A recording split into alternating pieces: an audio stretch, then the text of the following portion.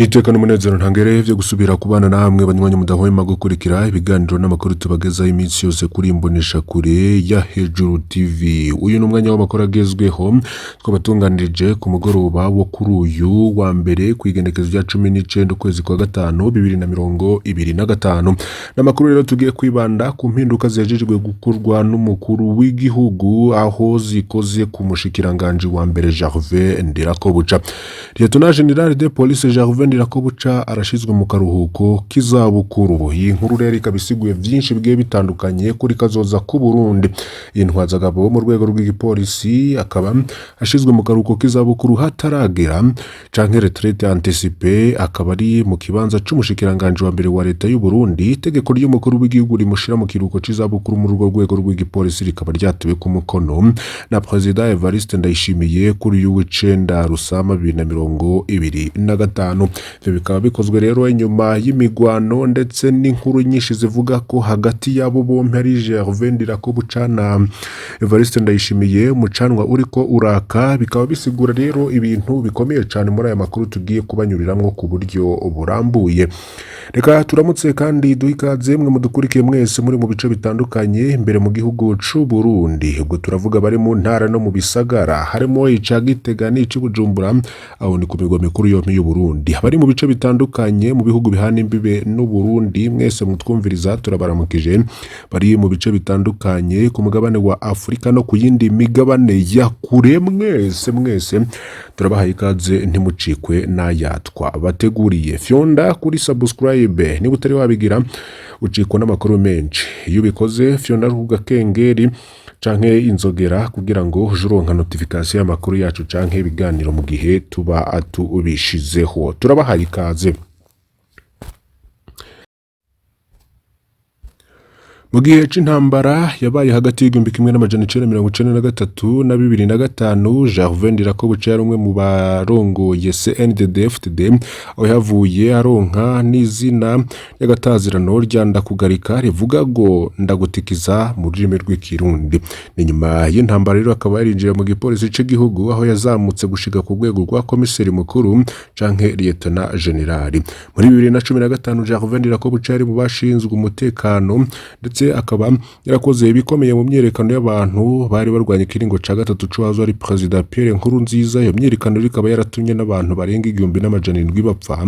Kubw'ivyo ibihugu nka Leta Zunze Ubumwe za Amerika, USA, Ubwongereza, Ubufaransa, Ubusuwisi hamwe n'ubumwe bwa Buraya byaramufatiye ibihano. Sentare mpuzamakungu mpanavyaha CPI nawe nyene yaratanguje amatohoza kuri ubwo ubwicanyi. Rivuye Ndirakobuca rero nubwo afise izo dosiye mu kwezi kwa Ruheshi 2020, Perezida Ndayishimiye amaze gutogwa yamushinze amabanga yo kuba umushikiranganje w'intwaro hagati mu gihugu, umutekano rusange n'iterambere ry'amakomine. Yari umwe mu bantu rero bafise ubushobozi bwinshi muri leta ndetse akaba aragiye no mu mabanga menshi, bikamutuma rero aboneka usigura byatangajwe n'umushikiranganje wa mbere ko wewe harimwo kuraba irikomeye cyane abene gihugu. Kuhindwe Nyakanga 2022 inama nshinga amateka hamwe n'inama nkeguza amateka byaremeye ku majwi yose ko Rivuye Ndirakobuca bataziranda kugarika b'umushikiranganje wa mbere asubiriye Alenga iyo Bunyoni general mu gipolisi c'u Burundi. Rero bikaba byarabaye nyuma yaho Perezida Ndayishimiye atangaje ko ari umugambi wo kumukura ku butegetsi biciye muri coup d'etat. Rivuye Ndirakobuca rero inyuma y'intambara nyinshi ariko haravugwamwo n'umukuru w'igihugu Ndayishimiye nkuko twababwiye muri aya makuru. Itangazo rero rikaba rigiye ahabona ko yoba yashizwe mu karuhuko k'izabukuru.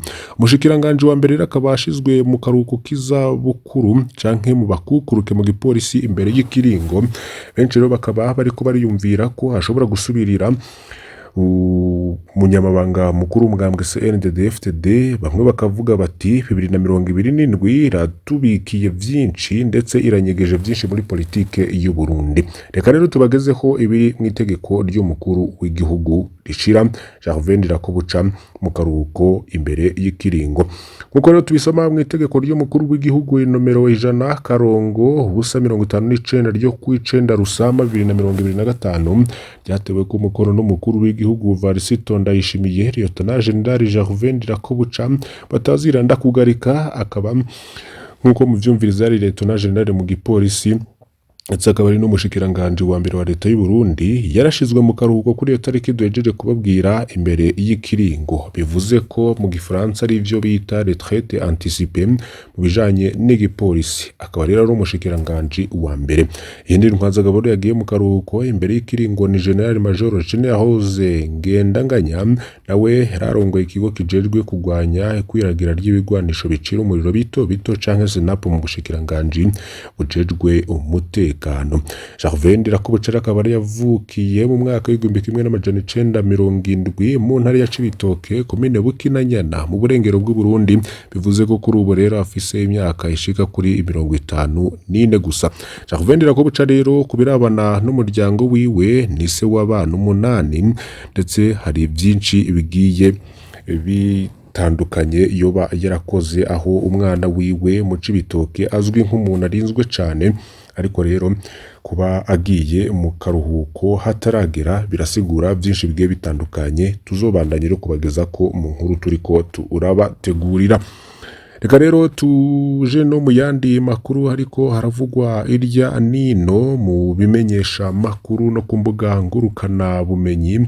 Inkuru rero iriko iravugwa ni ku gice c'ivyashikiye wa mushinga amateka. Hari ivyatangajwe rero n'abakorera ku mbuga ngurukana bumenyi bazwi cyane nka King Murundi Freedom.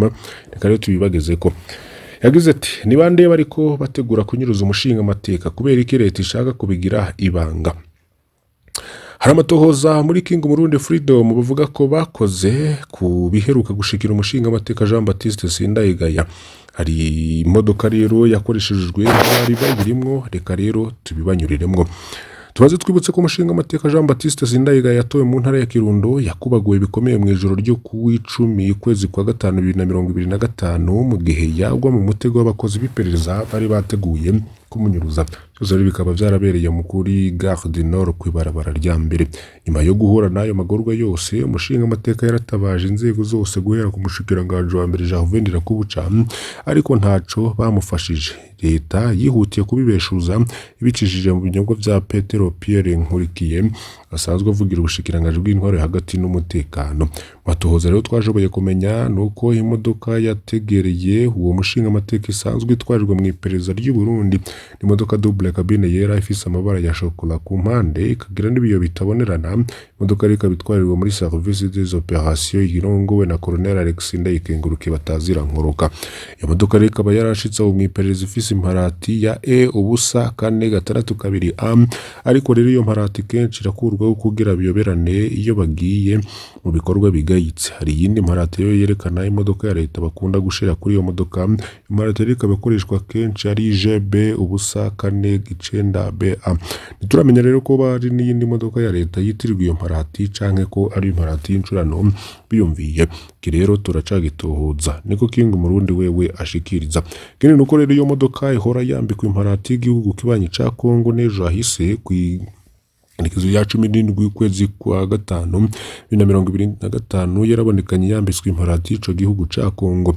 Amakuru menshi rero aja ahabona nuko iyo modoka yitwarirwa muri service des opérations, ariko muri rusange twavuga ko isa niyahawe umukozi w'iperereza Atia Nduwimana atwarirwa aho muri service des opérations kuko niwe ayikoresha cyane akanayitahana. Mbere yuko rero tubandanye tumenyeshe ko iyo modoka nyene ariyo yokoreshejwe mu kunyuruza umunyagihugu Emeniyo Ngabo muri quartier Gitega ya zone Kinama saha 4 z'ijoro rero naho yahavuye ari kurwanya nyuma yo kumunyaga ivyo yarafise vyose. Muca mwumva ko rero iyi modoka ihushije umucinga amateka saa moya n'igice kuri Gare du Nord yaciye isubira ikoreshwa iyi saa 4 mu Kinama. Amatohoza rero kandi yashoboye kuja ahabona nuko iyo modoka nyene ariyo yakoreshejwe mu kunyuruza umunyagihugu Fidele Nkurembone muri zone Maramvya kwigenekezo rya 2 ukwezi kwa 4 2025. Umunsi rero yari yambaye yamurati ya GB ubusa 49B. Aho umunyagihugu rero ntarasubira kuboneka. Ivyo rero bikaba bibabaje cyane.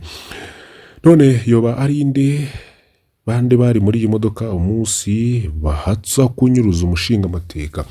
Kwigenekezo ryacu mu kwezi kwa gatanu 2025 iyo modoka double cabine yera yabari bayifutse imparati y'igitambara yarimwe abantu bane ariko bashoboye no kumenya batatu gusa wundi rero ntiturashoboye kumenya umwidondoro wiwe wa mbere muri iyo modoka ni Ndayishimiye ari we yari kwarayinyonga wundi ni Ramadani Juma azwi cyane ku izina rya Rama ubugira gatatu ni Nzisabira Mose batazira nono iki gihe rero bategera umushinga amateka ya Ndayishimiye yari afise inkono ya pistole Rama nawe yari afise inkono ya Kalashnikov twibutse ko Rama azwi cyane mu bikorwa by'iperereza yabuze atwara iperereza muri zone Kinama muri komine Ntahangwa uburire akaba amaze uvugwa mu mabi menshi makuru rero duheruka kumukoraho ni igihe yaje kwiba muri quartier Ministre bagaca bafatwa n'abapolisi nk'uko rero byagiye biratangazwa n'uwo yise King Murundi kuri Facebook.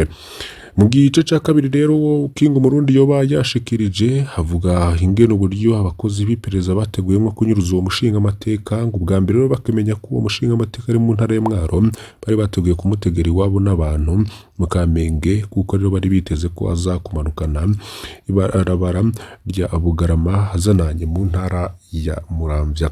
Aho rero bari biteguye ko baca bamufatira kuri rond-point iri munsi y'iwabo y'abantu niho rero bari kumutegera umutego ariko rero bahavuye bamenya ko yazananye mu ibarabara rya Jenda ari naho rero baca bamutegera kuri rond-point ya Soldat Inkoni ni hafi rero yahari ibiro bikuru vy'iperereza kuri Cathedrale de Jina Munda. Amasoko yacu rero akabamenyesha ko baje kumutegereraho yari kuri Avenue du Soldat Inkoni kuko batari bazi neza aho ashobora guca hagati barabara rya Mutakura barabara rya Mwezi Gisabo.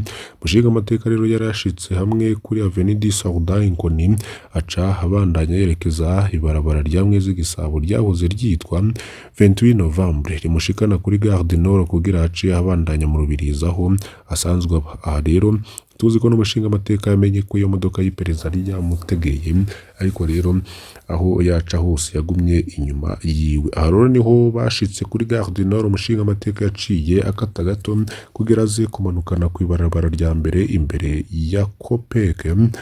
Abakozi b'iperereza rero baramaze kubona ko akase baramukurikiye gato ariko rero babonye yinjiriye kuri ya mbere baciye rero bakata banyaruka kuja kumutegeraho iyo iryo barabara rya mbere ritangurira ku ikaburimbo rero avuye gato ku banki Interbank. Mushinga amateka rero yaramanutse akabarabara ka mbere yashitse ku ikaburimbo agira kate ngo abandanye nk'uja ku isoko ya Kamenge niho yaca asanga ya modoka y'iperereza yitambitse imbere umushoferi wiwe rero acara ahagarara kuko atabundi buhinga yari gukoresha.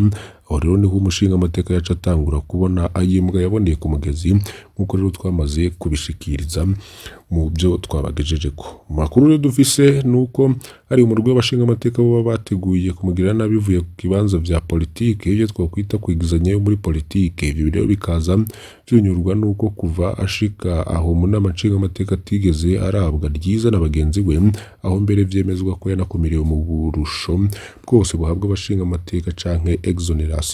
Kigeretse ko rero nuko umushinga amateka akaba yafatwa nk'umanzi bivanye n'ibibazo by'inkoramutima yigeze kuba abaza aho hageze rero n'igihe n'abarongoye inama nshinga amateka batangura kuza baramuzibagiza bamubuza kuvuga. Aho twavuga rero nk'ivyashitse ku igenekezo ry'umunani ukwezi kwa mbere muri uyu mwaka aho wararongoye ibikorwa by'uwo munsi ni cegera ca mbere c'inama nshinga amateka Tayotere Sabine Ntakarutimana yakariye cane uwo mushinga amateka Jean Baptiste Sindayigaya mu buryo buteye isoni mu kumubwira ko ariko avuga amajambo atajanye mu gihe rero yariko abaza ibibazo bigiye bitandukanye. Kuri Mbonesha kure hejuru TV tuzobandanya kubagezaho vyinshi bigiye bitandukanye ariko tunasaba ko abakozi b'iperereza bahagarikwa kugira ngo babazwe ivy'ubukozi bw'ibibwa kuri ubushinga amateka. Nasaba rero ko umushinga amateka Jean Baptiste Sindayigaya ukingirwa umutekano kugira ntagirirwe nabi nkuko rero abantu benshi boba bafise ubwoba ko ashobora kugirirwa nabi nkuko rero binandikwa n'ibimenyesha makuru bigiye bitandukanye.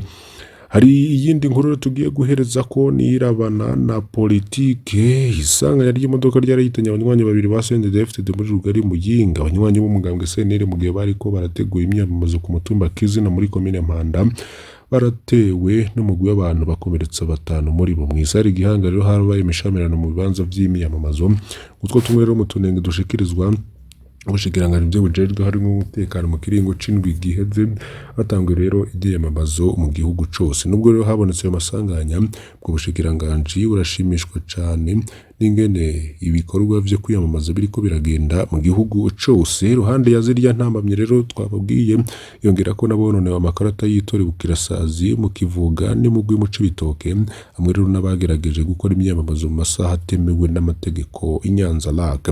Ubushikiranganji byo bujejwe harimo umutekano burihanganisha imiryango yaburiye mu isanganya, nayo rero abadereva bakaba basabwa kubahiriza amategeko agenga gutwara mu ibarabara no kwigengesera muri no misi y'imyamamazo. Abanywanyi ba CNL bakaba batewe babwirwa bati babikoze barafashwe, amatoza ariko arakorwa, umwe wese hazobazwa ku giti ciwe, ubutungane bumuhanire icaha yakoze. Mwomenya ko rero itariki ya 17 Rusama 2025 imigambwe CNL, CDP n'Urunani Burundi bwa bose yari yatangaje ko bariko baraburabuzwa muri kino gihe c'imyamamazo. Twibutse kandi ko itariki y'icenda Rusama 2025 Perezida Ndayishimiye yihanije abahohotera abandi mu gihe c'imyamamazo, akaba yaranasavye abajejwe intwaro, ubutungane n'umutekano guhana bisunze amategeko. Ese wewe aho uherereye, umutekano w'imyamamazo uba uhagaze gute? Gira ico ushikiriza muri komande yawe kuri iyi mbonesha kuri ya Hejuru TV. Turakengurukiye mwe mwese mudahwema kudukurikira mu makuru n'ibiganiro tubagezaho. Mbasabe kugira ngo nimuzocikwe n'ibindi bigiye bitandukanye mu matoza twabakoreye hamwe n'ibiganiro biba bigezweho kuri imbonesha kure. Bane bahezagire mubandanye kugira ibihe vyiza.